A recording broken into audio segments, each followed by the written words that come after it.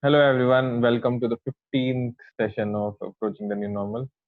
Uh, it is remarkable in a way that we have done 15 sessions, and So today we have come up with an interesting, important topic, which is the role of parents in the whole teaching learning process of students. And again, with me, I have Saurabh, Jaslin Pallavi, and Praneeth could not join us because he's not well. So let's hope a speedy recovery for him. So to begin with the discussion, let's just get a fair share of thought from all of you that what do you feel is how vital or how important is the role of parents in the teaching and learning process for students.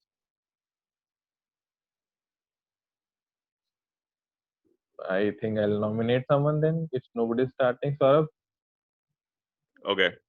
So I obviously parents are one of those important pillars in the education of a child, um, especially their uh, responsibility, according to me, is to be able to reaffirm or to create an ecosystem which kind of um, supports whatever has been taught at a formal education center.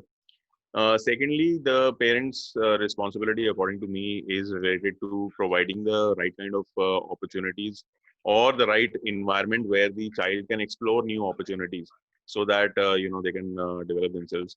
And I mean, this is apart from obviously their main responsibility of providing all the right resources which the child needs in order to continue the education.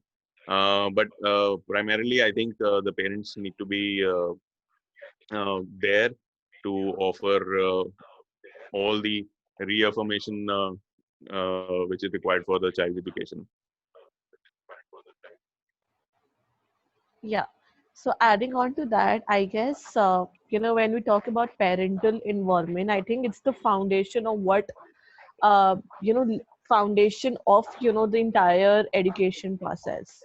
While I was working, with these 200 kids in Jangirpuri, I designed a lot of interventions, like interventions related to empowerment, intervention related to their numeracy and literacy. And then I had a couple of interventions where we worked with parents, like the mothers in the community. I think all out of all the involvements, the parental involvement gave us, the maximum benefits, that led to the progress of the child. Because parental involvement has a multiple effect on the children. Because if the parent is involved, the child will be regular to the school. If the parent is involved, the child will take study seriously. If the parental involved, the child's social emotional needs will be fulfilled. And something I would like to connect to Maslow's law of hierarchy. you know uh, there are a lot of things that needs to be fulfilled for a child to progress. And in that sense, I think parent has a lot to do in that sense. So I'm a strong advocate of involving parents in education in everything what our education system is forming these days. So yeah, like I think if we have a strong parental foundation, like parental involvement system, I think that will definitely lead to progress of a child. Yeah.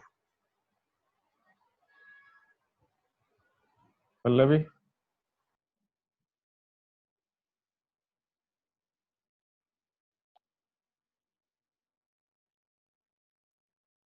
Hello. I think we lost Pallavi. Hello.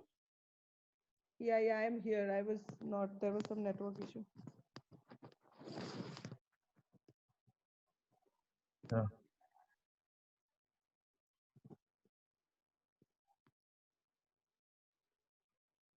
I think one thing that I would like to say is with the, it's not with the situation right now, but I feel I have seen like when I was in school, how our parents used to take interest, or our parents used to go to school, or like whether it is for parents teachers meetings or uh, anything, like they were really inclined to see our mark sheets and everything. But with time, I think that thing is missing. This is what I have observed in the last 10 years. I've seen a big change with parents, that there are a lot of tuition teachers that are being provided to students. And then a lot of times, like I've seen a lot of people do not know what class his or her son is or daughter is in.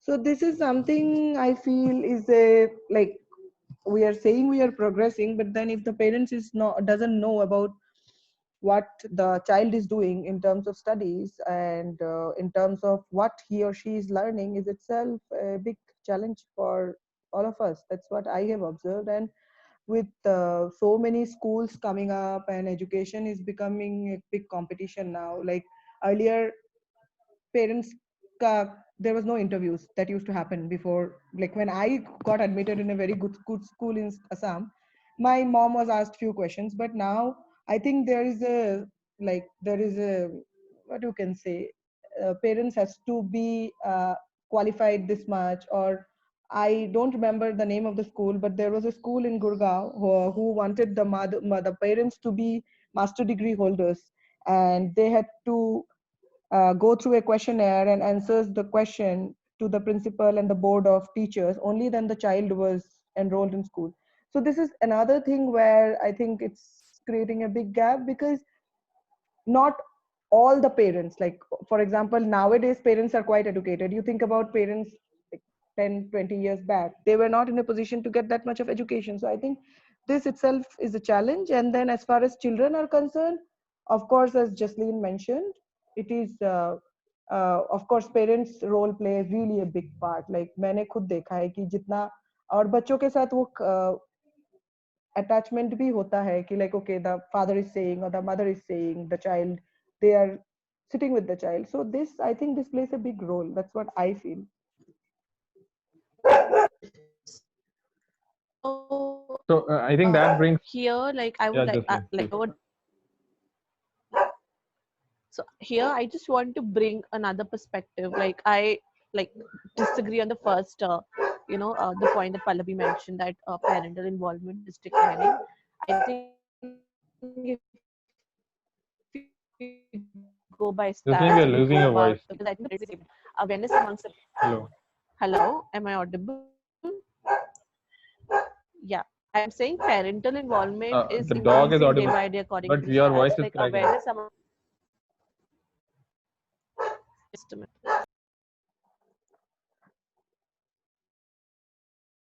Yeah, I think.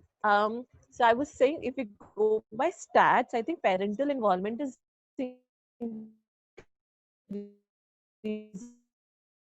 day by day, and I'm observing increase. We are, Like parents are becoming more cognizant and aware of, am I the only the one who is entire not able to process hear of us? education, the importance of education. Jasleen is audible, Priyank. Am I audible? Okay, because because for me her voice is cracking. Okay, okay, continue. Yeah. Yeah. So if we go by that, I think parental involvement is increasing day by day. Like that is evident from the fact that the enrollments in the school have increased, the attendance in the school have increased, the gender ratio, like both children attending the school have increased. So in that sense, if we see, yeah, it has increased multiple times. And even the government is taking their own measures to increase parental involvement through SM3 structures, through parental meeting and other measures that they're taking. Yeah. So, but the fact is, like,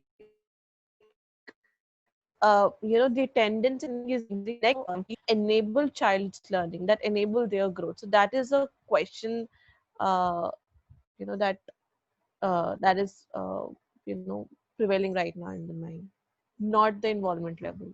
Yeah.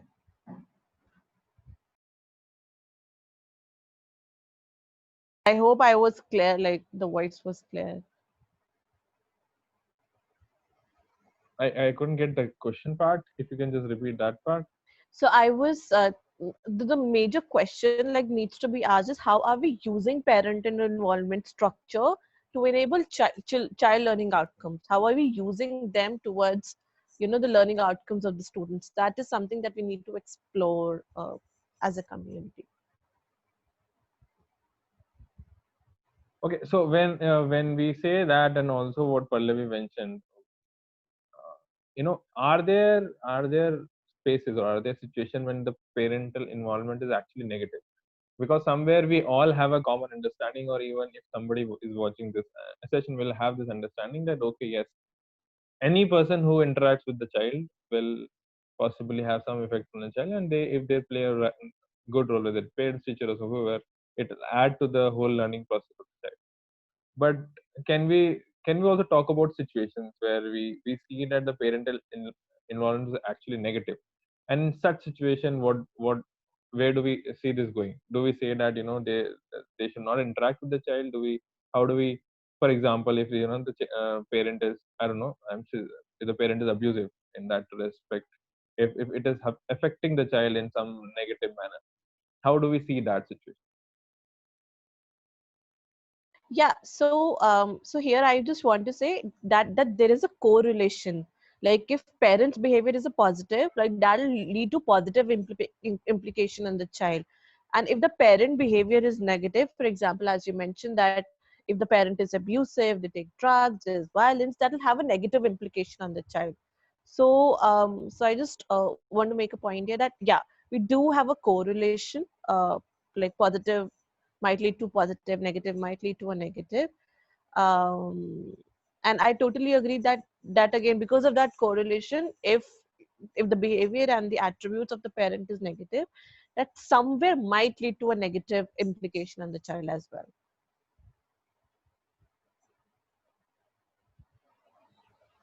So yeah, I mean that is a balance which always has to be maintained, right? We all know stories about helicopter parents and how sometimes parents have been instrumental in changing schools policies also.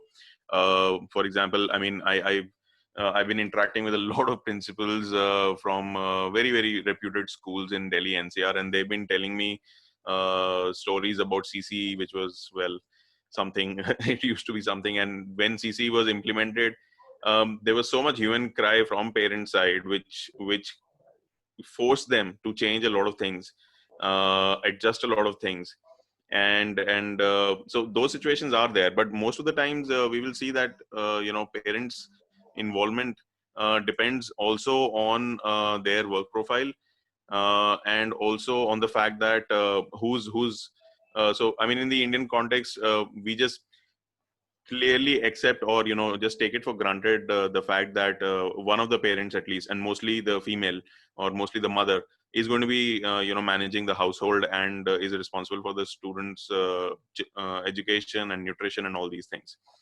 If that one person is missing, then that is going to be an issue for all the people, especially the school involved. um, there is also a disconnect which I see, which is where a lot of working parents, a lot of people who are working in the corporate world, they depend a lot on the schools to take care of the education and nutrition, Mm. education and all the related activities. Whereas the school is expecting more from them, but they can't really afford to give more because they're so occupied with their own jobs, especially when both the parents are working. So as Pallavi was mentioning, to fill up that gap, they enroll the students in tuition classes or other activities, thinking that it will replace the work of a parent, which I think is a real problem, where Indians are completely inequipped, to manage this problem, at least in the middle class or in the white collar working class in the country. Um, so like a great point mentioned by Saurabh, that parental involvement is is affected by a lot of factors, and even especially in the vulnerable area and marginalized area, and the people on ground that send students to the community schools, government school. I think parental involvement revolves around the economical factors, social factors, and so many. Like if the family income is 10,000, that will require more mother and father to work hard, spend more time outside, and that will directly impact the parental involvement at home. If there is stress in the family, like if they're living in one room, like for example they can't afford a proper house, and they have needs, again parental involvement will be affected. If the number of children are more, like 4 5 children, like I have I've visited communities like families that have 4 5 children, and in that case also parental involvement is affected. There are so many factors that involve parental involvement, and right now, as Saurabh mentioned, that our parents are not equipped right now to take care of the children. Like how actually to take care of the social emotional needs while they are working, how to take care of, how to support the aspiration of the child even when they have problems at home. So I think it's very important, like at a systemic level, that we equip these parents with right resources, knowledge, skills, or any other support, psychological support that they need in, assisting their children, considering that they have ample number of factors that are playing against them.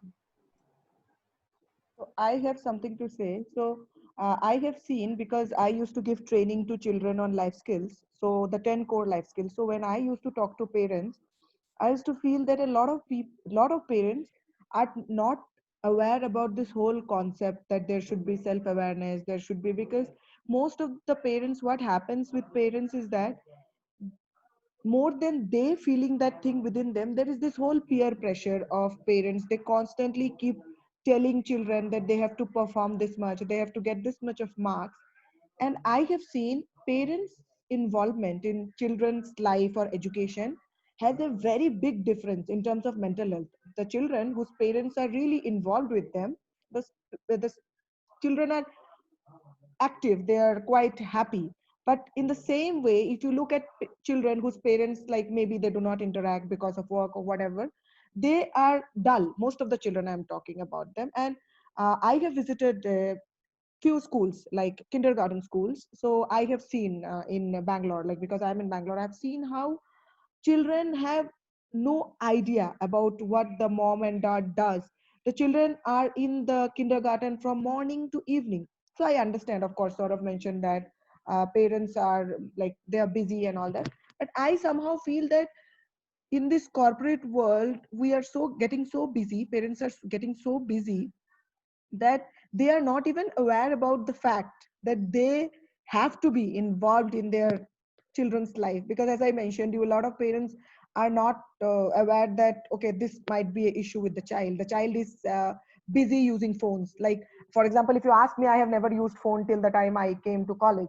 But nowadays small kids, the parents are busy, so how they want the kids to be busy, they give phone. So the kids is busy on the phone whole day playing games. I think that somehow is a big challenge. And as far as you mentioned about parents not well equipped, definitely parents are not well equipped. And it's also about economy. Like lot of financial issues is a big problem.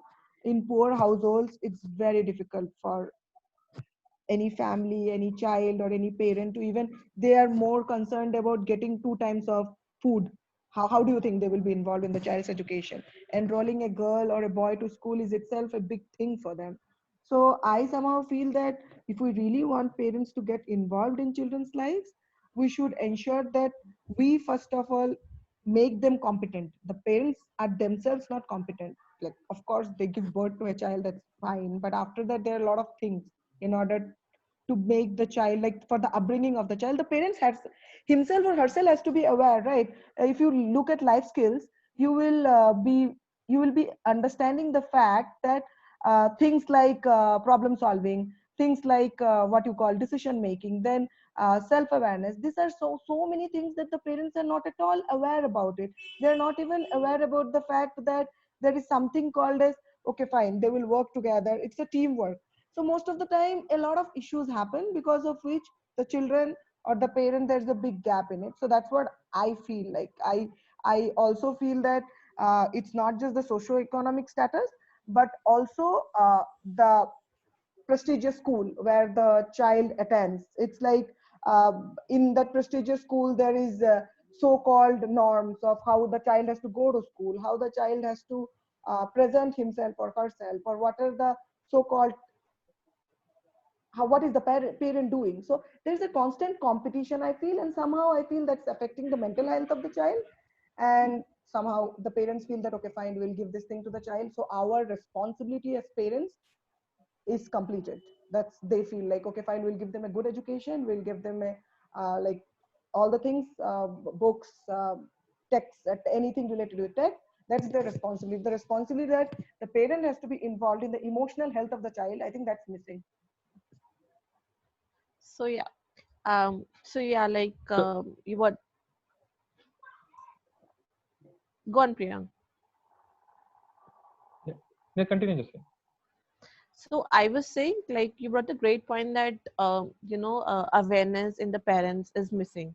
So there's like one thing we need to understand here, like when we talk about awareness, life skill, reflection, these are the concepts that are very new in an education system.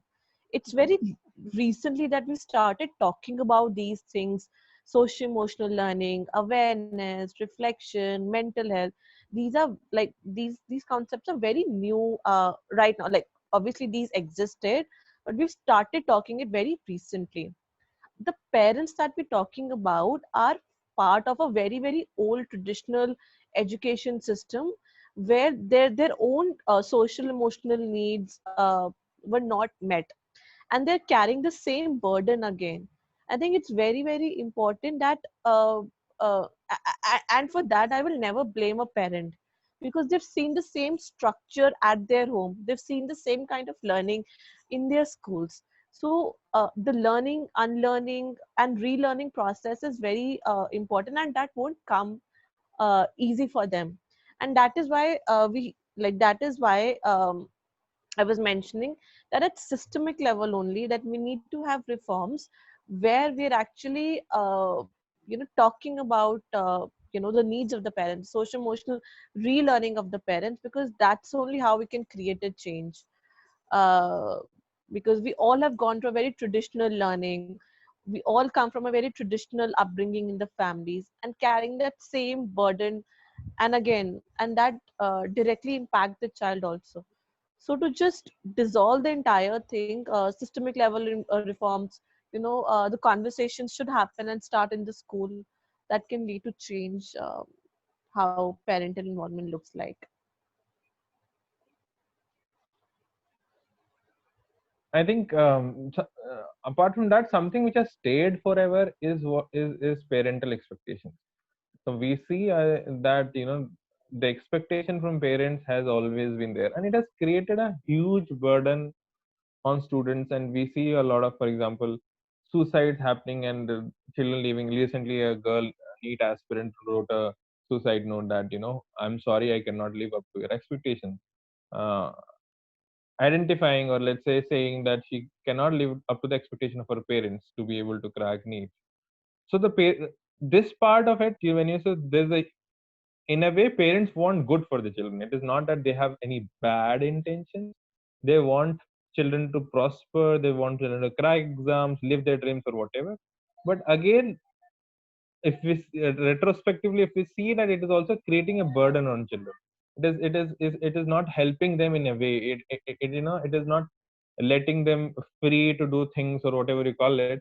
But that burden, so where do you see the parents to be involved, but also not be so involved that it becomes a burden? So where do you see that trade-off happening? Can you repeat the question? I was saying that there's a lot of parental expectations. So there's a lot of pressure from the parents for children to perform. So now these expectations are not generated because of any bad intention. It is not that parents think less of the child or they think bad of the child. It's just that they want their children to grow. Somewhere they associate their prestige also with the performance of the child. If they're sitting in a group of adults, when they say that their child is doing something like that, that's something like that, it also associate their prestige with what their child is doing. So it becomes a, let's say, a responsibility in a way that if the child is doing good, they are a good parent and they have a name in the society that his or her daughter or son is doing this and this and this and this place and whatever. So in light of these expectations and in light of which creates a sort of burden on the students. And see, we see, as I said, there's a lot of suicides happening, and a recent suicide where the NEET aspirant has written that I cannot live up to your expectations and all that. So I wanted to understand that where do you see this trade-off? That children, parents be involved in the process, but also not create a burden on the students. So recently, I was part of one of the schools that I have studied in as an alumnus, and talked to students and teachers who attended that. And this parent, also a teacher, who talked about the fact that yes, it is very difficult for them to they kind of have a tunnel vision when it comes to their children, especially after the age of when the child basically is 11, 12. That is the kind of age when the parents start developing a tunnel vision as to what is my child supposed to do now, where will he or she go ahead and do it. So a very typical example of an Indian parent doing such a thing is like they don't completely understand what to do and where to go for. So they fall into the trap of these test prep companies also. And then they enroll themselves in classes like Akash or VMC and FitG and so on and so forth, because they have programs starting from 6 and 7. And now more players like Byju's and this White Hat Junior and some other people have joined in that particular thing, right? Now, apart from all these big players, there are also smaller players who get into the picture. Foreign language classes, karate classes, dance classes, swimming classes, and all these things, right?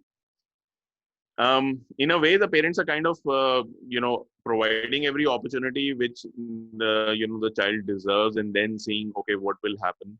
And the other factor is they're completely killing off the time as well, right? When you ask what is a trade-off, it's very difficult for a parent to find the right balance between a trade-off, because they are so closely attached. And as I said, they have this tunnel vision. They can't see anything beyond it, because they develop a sense of fear of missing out, not for completely for themselves, but mostly for their children. That whatever I did not get, I will make sure that my child gets it, even if it is beneficial or not. And that is where I've always recommended parents and teachers to go a little deeper. Ask the child. Now, if you ask the child directly, what do you want to do, the child will never know the answer. And that is not what you're supposed to ask the child also. What you're supposed to ask the child is questions which help in assessing the child's development. What kind of personality is the child developing? Is there a way to know whether his social skills are up to the kind of normal norm, or whatever we can design? If the child's IQ is developing in the right way. Well, IQ is again a very, very controversial word. I will not really use it. But yes, if the child is showing one particular inclination towards one aptitude, one talent that the child is exhibiting, if that talent is being nurtured or not.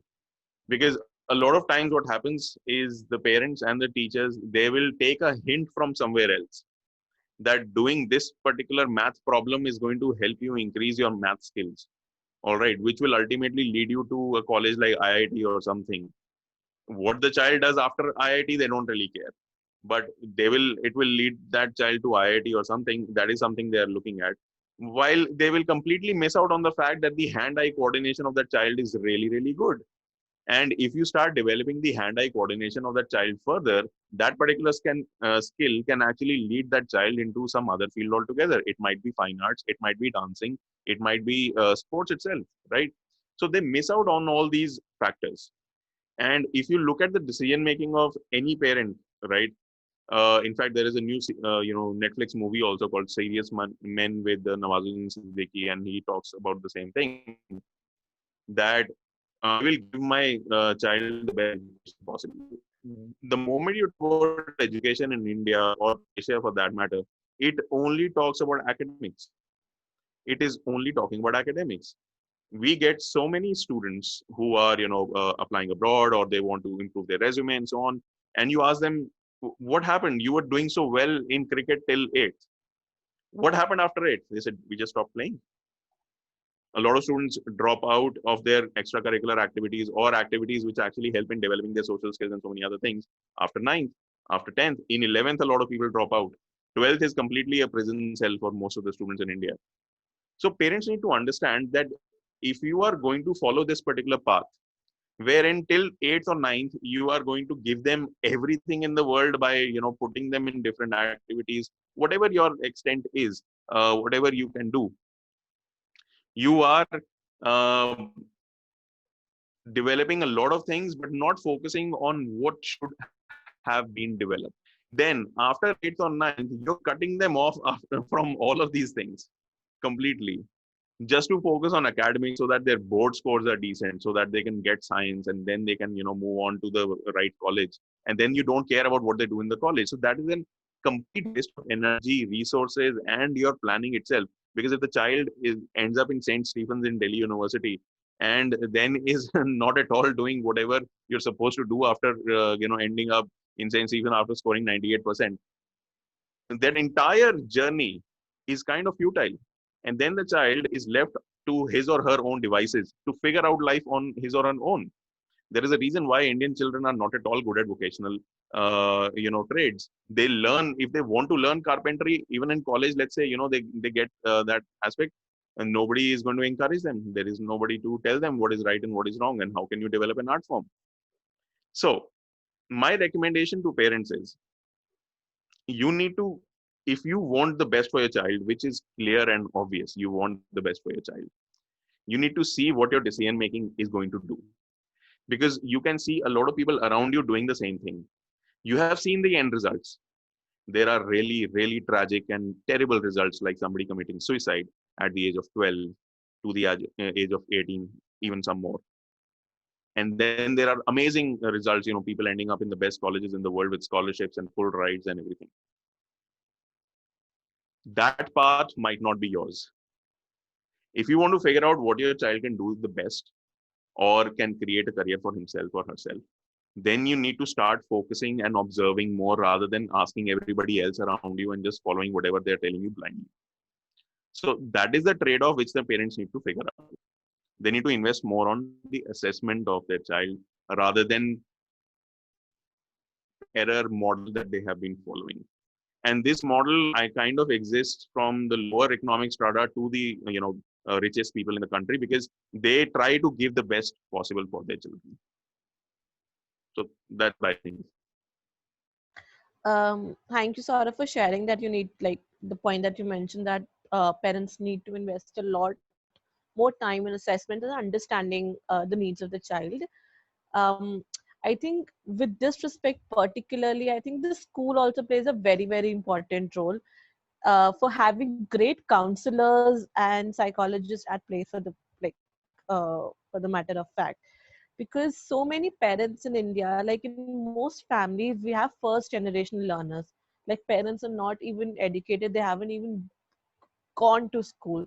So in those cases, I think decision making of the parent is mostly influenced by the way how society thinks, how what they've seen in their limited experience.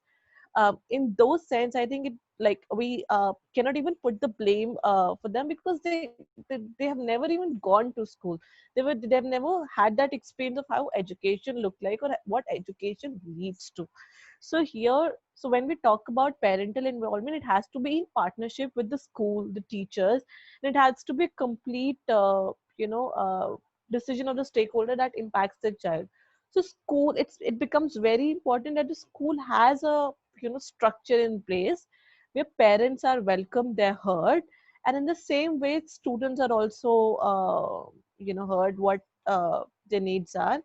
And we have psychologists, counselors in the school who are guiding both parents and students. That leads to an effective decision making. Like, in private schools, I think most parents are still equipped, take decisions for their child.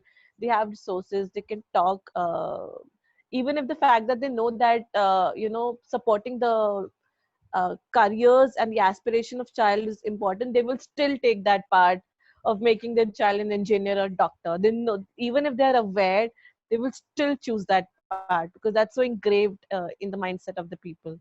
So here I think we need third angle of these people who can handhold us and guide us and create those spaces where we are like where parents are getting more aware, getting more reflective, and understanding the needs of the child as well. So adding to your suggestion, like we need to invest more time in assessment. So just another addition that the school needs to spend more, resources in creating that infrastructure that parents are able to utilize that assessment piece. Yeah.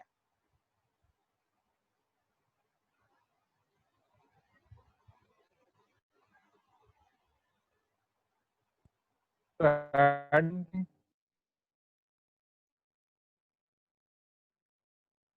Pallavi. Okay, anyway, let's go to the next question. See, I think what we're talking about is that parents need to support and give freedom of choice to children. Now, when we say that, there has to be support, there has to be freedom, all that, I'll give you an example. So, a friend of mine who did dentistry first, and after his BDS, he went on to do. He practiced for a while, then he went on to do MA Social Work in Counseling. In middle, he also did another degree. I don't exactly remember. So I met him when he was doing his master social work in this. Concern was, or his statement, if I can quote him, was that his parent has given him too much of liberty.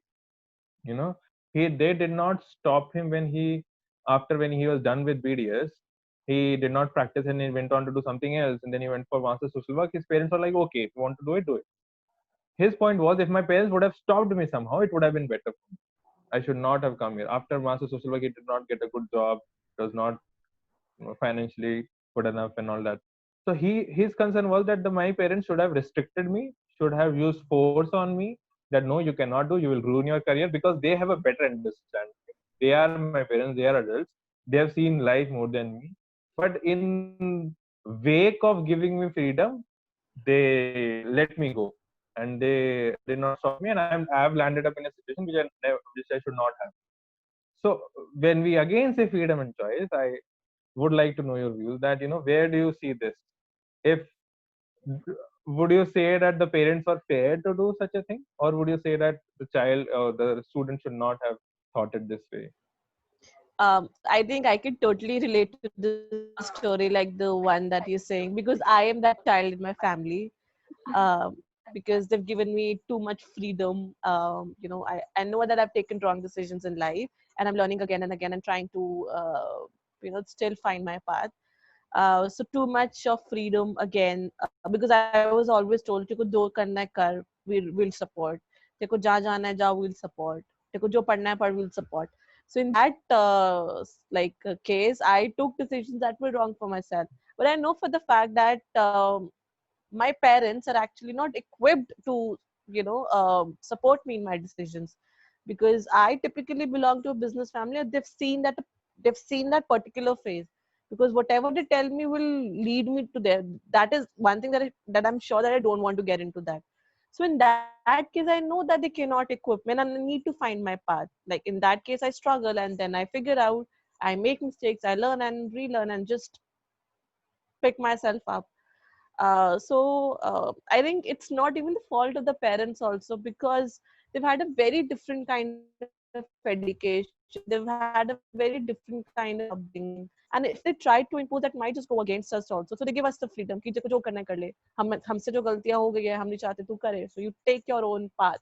So every parent is not equipped actually to uh, guide their child. Like I am a aware person. Like even if I have children tomorrow, and I know that I will not make that mistake, because I've gone through a process. I have had my shares of failures. I've learned through my journey, and I will be able to share those with my children. Like my parents have had a very different experience. So yeah, that is my point of view. So would you say that your parents should not have given you that liberty? They were wrong in giving you the liberty, the freedom. They have not done justice as a parent by giving you that No, liberty. freedom is fine. Like freedom is fine. That is right that they've given me freedom. But on the other hand, if they could have given me right guidance, I think things would have been better. But at the same time, I also realized that they were not equipped with right knowledge, skills to give me that kind of guidance, because they've had a very different journey, because they've had a very different experience in their life, I and think that will that comes come whatever to guidance they, another, so that comes like that their leads to a guidance will very come from their limited experience. Yeah. I think I will agree with so just. another interesting question. Will come to that after we listen from Pallavi and Saurabh. Yeah. I think I will agree with Jasleen on this because I remember after my 12th, most of my family members wanted me to go and do engineering or medical, and I was really not interested. So they thought that, okay, fine, I should go for law. Then I cleared Nalsar and I was supposed to go there, but I didn't go for whatever reasons. And then when I took admission in Delhi University English honors, they were really pissed off. And they were like, "What is the point of getting good marks and everything?" And they were very much angry with my father and mother in particular, because they were saying that आप इतना छूट देते हो, तो अभी क्या करेगी ये, इसके बाद तो शायद ये प्रोफेसर बन जाएगी। फिर उसके बाद चैलेंज तब आया when I completed my graduation and I wanted to do gender studies. वो लोग बोल रहे हैं क्या है gender, first of all people are not aware about that, and to be very honest if you ask me, my mom was also not clear about what am I going to do after doing gender studies. She was like, you why do you think you want to do it, she asked me. I said I want to do it because I know why am I doing it. So there were a lot of issues, and after doing my gender studies, a lot of my family members wanted me to do PhD. And then so I feel what Jasleen said, no, that the fact that parents are not well equipped. Like, of course, my mother also doesn't know what I'm doing with gender. A lot of my activism doesn't make any sense to them. They were like, कि, when you don't get food on your plate, or when you don't have shelter on your head, then all this activism will not come and help you. So the main issue that I feel, parents like they want to, as you mentioned Priyank clearly, they want to give they don't want our bad, and as Saurav mentioned, they always want to give us something more than what they have got themselves. ये जो है ना कि मुझे इतना मिला है, मेरे बच्चे को उससे ज्यादा मिलना है, इस चीज में ना वो लोग बहुत कॉन्फ्लिक्टेड हो जाते हैं, मुझे ऐसा लगता है। तो आधे टाइम ना वो बहुत ज्यादा उनको लगता है कि इंजीनियरिंग करेंगे और मेडिकल करेंगे तो करियर सेट है, मतलब एक 6 फिगर सैलरी मिलेगा, घर है, करियर बन गया। So I think I can't blame the parents also completely, because मतलब जब वो लोग अवेयर ही नहीं है तो उनको लग भी नहीं रहा है कि वो कुछ गलत कर रहे हैं। जो नीट का, you told me about this NEET thing, this girl, there was a video, I don't know, I have to figure it out. I saw that video where the parents were like, हम तो चाहते थे कि वो establish हो जाए, हमने तो कभी सोचा ही नहीं था कि मतलब ये जो हम उसको बोल रहे हैं उसको इतना प्रेशर फील होगा, वो सुसाइड, मतलब she would die by suicide। तो मैं तो ऐसा फील करती हूँ कि भाई पेरेंट्स लोग तो ऑफ कोर्स कंफ्यूज्ड है, अच्छा चाहते हैं, of course most parents want our good, but then again जब अवेयरनेस ही नहीं है तो how do you think how will parents guide us? For regular careers it's fine, for something that is not a regular career, something that is innovative, like this whole concept of being an entrepreneur or something, this parents, so main thing is jo bhi ho, it should be settled according to them. It should not be ki like you are struggling with your life after a point of time. I think that is what creates a lot of stress or tension in our parents, so they want us to go through that regular process, establish ourselves, have flat, have money, have salary, whatever. I think that is what the parents want. So you can't completely blame the parents. That's what I feel.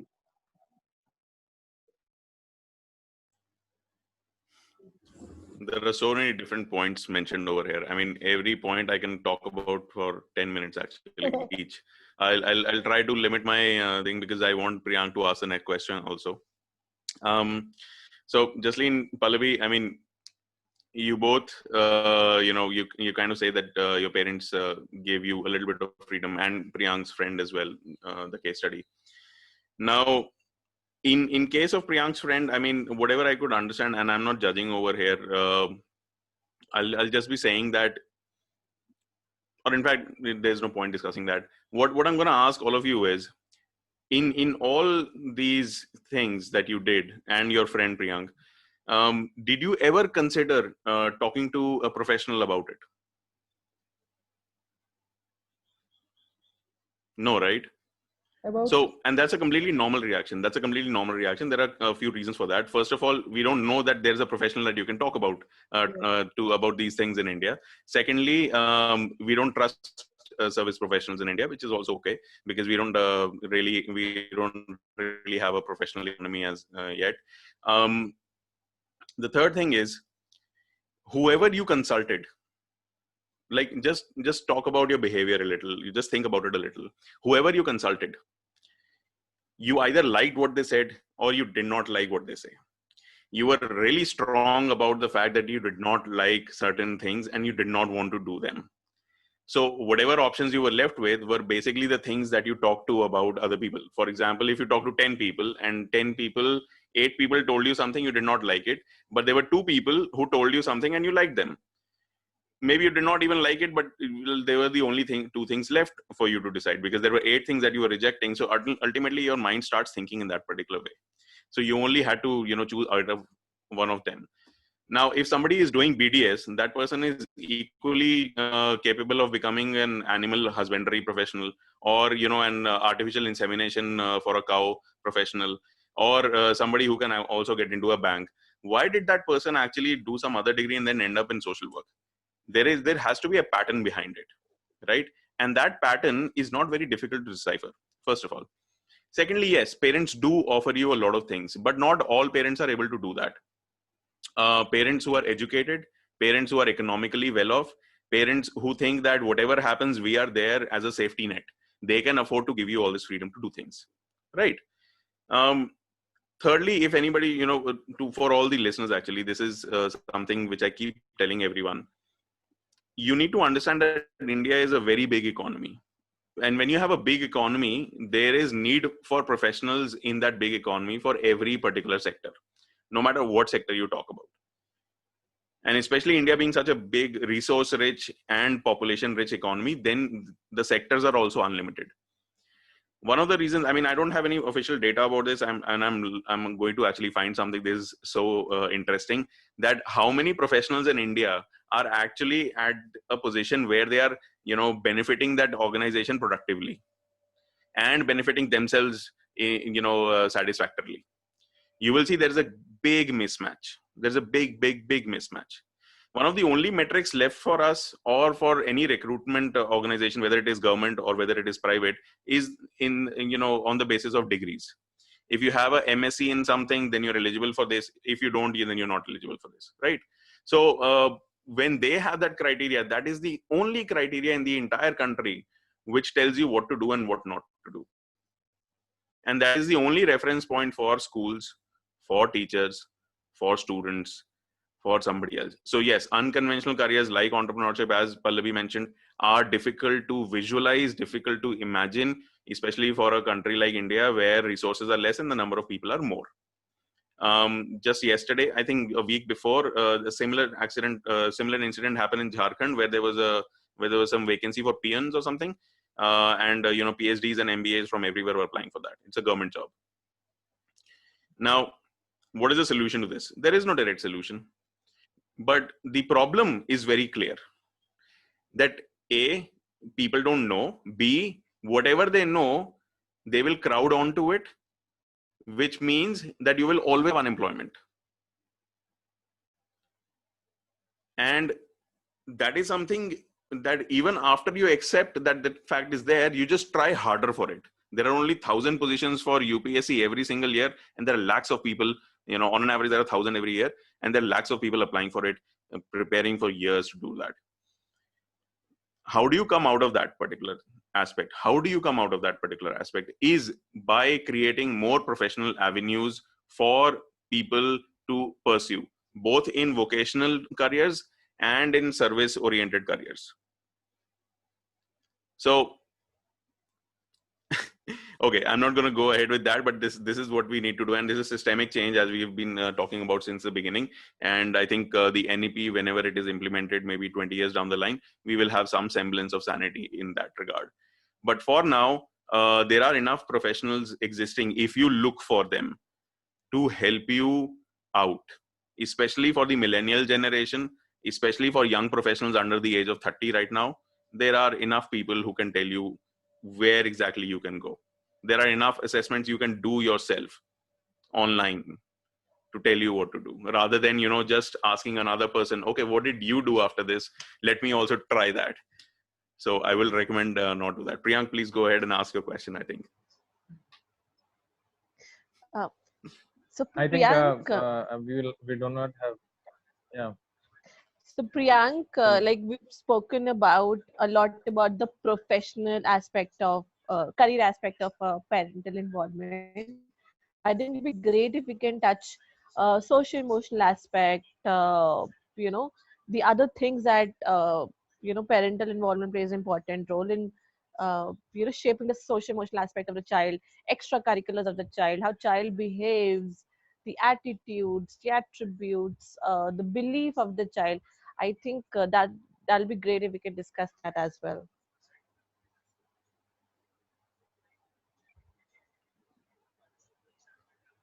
yeah, I think we need to be very short. Somebody can pick it up, like whoever wants to talk, but just not more than 2 minutes, because I have one more question to pick.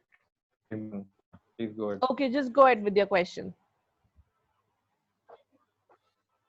No, no, it's okay. We can have views.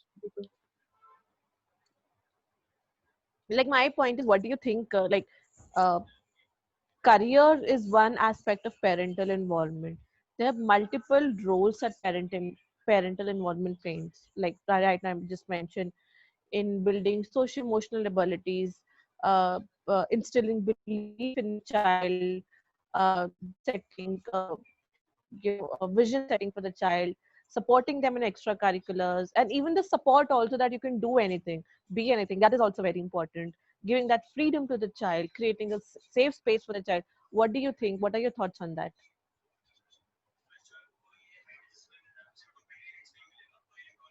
And I think all these factors lead I to think there's no argument there. Of course, there is.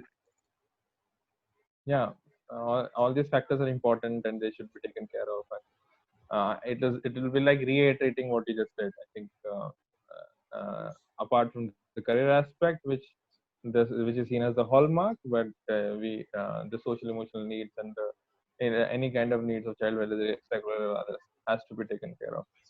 I think if somebody has a point to add on this, they can. Otherwise, I have something important to ask. Yeah, yeah, go ahead. I mean, I'll just add one Okay, so one thing to that. yeah, Sorry. So regarding the social emotional aspect, I think as Priyank said, there is no argument. Talking it's very important, but I don't think it's highlighted enough. In cultures in Asia, especially, where the socio-emotional learning, or becoming a more social person and a genuine person, uh, still depends on the family structure, even though the families themselves don't exist anymore. A lot of families have broken up. There's no joint family system. There is no neighborhood system which used to exist earlier. There's no community system which would develop you socially, emotionally, and morally.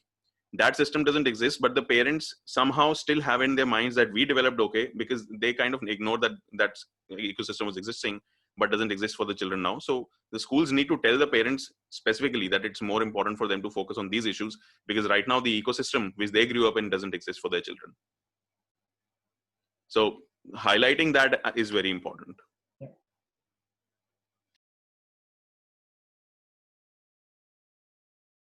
yeah. I think there is one thing which has been pestering me. I wanted to ask. So now there are certain situations where parents are in a fix. You know, for example, when I say that parents give liberty, they support and everything, it is fine. But let's assume a situation where I've seen it personally as well, that child or the student or the teen or let's say an adult, still a student, is still a child, but is taking some step which is against the understanding of the parent, which is not in line with what the parent thinks that this step is right for the child.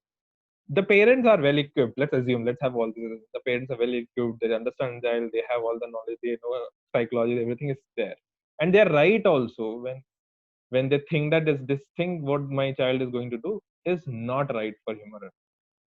But the student is adamant about doing it. There are times when parent has to let the child face it, you know, because the child is not understanding. You cannot just lock him or her up in the room and say, no, you're not going to do because I know this is not right, whatever. There are times when you have to let the child feel the heat, that, you know, okay, you're not listening to me. I've told you the pros and cons. I've made you understand that, you know, this is not right for you. If you still want to go ahead with it, face it, you know, you can't help it.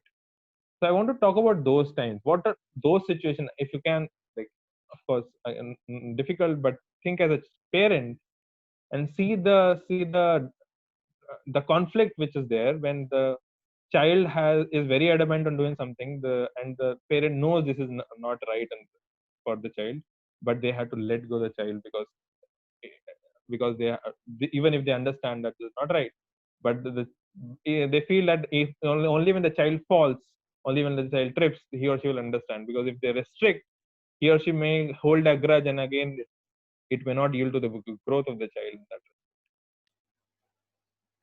Okay. I'll connect this to cybersecurity and cyberbullying, because that is one area where the parents are completely in opposite ends or to what the children believe in or what the children want to do. When the child comes to you and says, I want to go to on this website, or I want to join this social media for this particular thing, or I want to play video games at 2 a.m. in the morning because my friends are living in Poland and in Canada, so the parents will immediately kind of get shocked. This is an opportunity. The parents need to use this opportunity, because the child has probably come up to you to express himself, is being vulnerable, and there are very few moments like this available, especially in the adolescence. So this is an opportunity which the parent needs to take with the child and create a balance. Okay, so you want to do this, first explain that to me. All right. So this is definitely important to you, but I don't really completely understand it. What I want in return is that something else should not be affected because of this. And if there are some harmful effects coming out of this, which I feel are not good for you, then we'll revisit this. All right. So parents need to understand, first of all, that yes, children need to be controlled a little, because they always need to be given some kind of direction. But the children, with every generation, they're becoming smarter and smarter, because they have access to technology and information which other people did not used to have. I did not have that much access. You guys did not have that much access to what teens today have. So they are more knowledgeable. Parents might not be able to catch up, but parents can definitely help them make a better decision. Try to help them understand all the angles surrounding that decision. And this kind of talk sounds very adult kind of a talk, but this is a very, very common talk which parents need to have with children at the age of 11 and 12. Talking about puberty. Now, girls attain puberty generally earlier than boys, right? And parents have that talk with girls quite early. Whereas boys in our society, at least in Indian society, they, like, most of them are completely repressed emotions, and they do not even understand about these things till way late.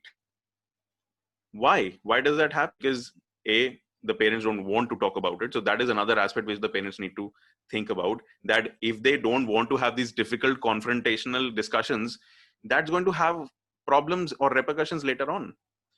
So they need to be prepared very well in advance, that by the age of 11, my child is going to start asking some real things, and I need to be prepared to answer them and provide enough information, the right information, and enough exposure, so that he or she can develop in the right direction. So that is what my point of view is.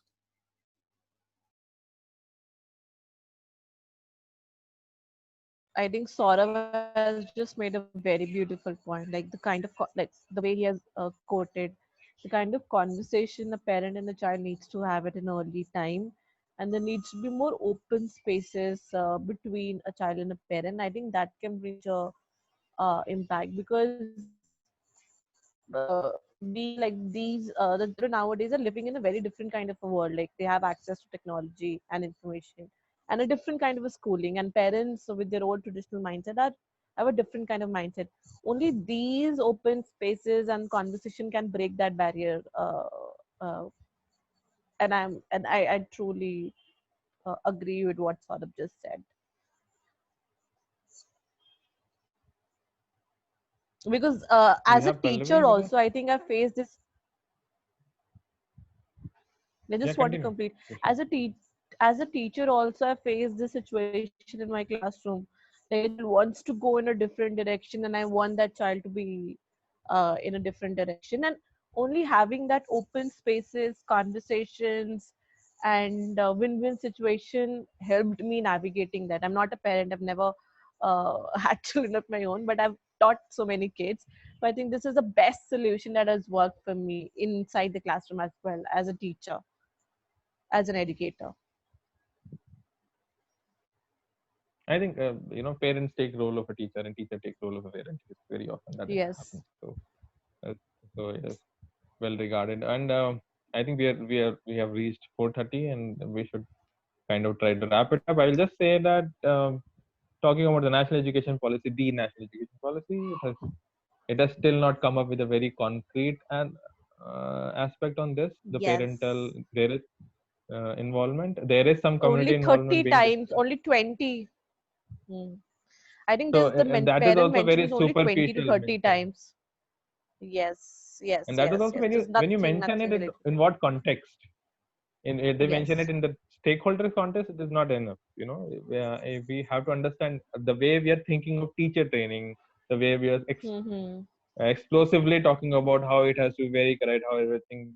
I think this is some aspect which has to be brought to the mainstream. Again, I don't like this word, but again Mainstreaming. brought to the forum, that and that the importance of it has to be identified, and we have a long way to go in this area. And if you are thinking of the overall growth of a child, because when a child comes to the school, it is only 6 hours or whatever, 7 hours when the child is in the school, right?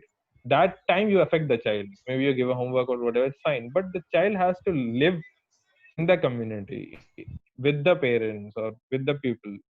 That aspect also has to be touched. We cannot really say that it is something which is fine. We can just put in 6 hours of effort and say that okay, everything is done from our end, from the state's end. So in that respect, I feel that there has to be considerable effort where we have to move in this direction, at least from the policy perspective. I think that would be it. I thank you all of